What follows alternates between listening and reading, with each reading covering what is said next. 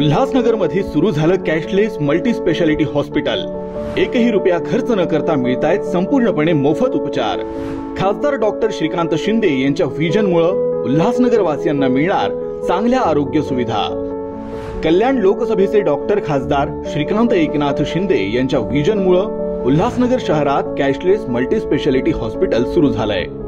या हॉस्पिटलमध्ये उल्हासनगर वासियांना चांगल्या आरोग्य सुविधा अगदी मोफत मिळणार आहेत।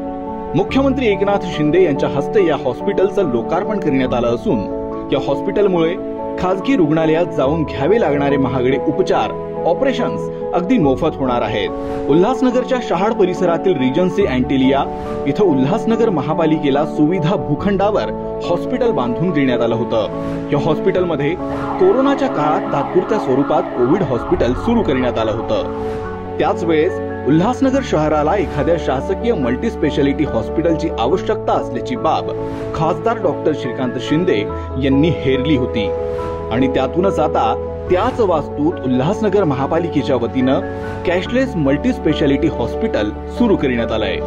या हॉस्पिटलमध्ये पिवळ्या आणि केशरी रेशन कार्ड धारकांना संपूर्णपणे मोफत उपचार मिळणार आहेत। हॉस्पिटलमध्ये कुठेही कॅश काउंटर नावाचा प्रकारच नसून त्यामुळं हे नो कॅश हॉस्पिटल आहे।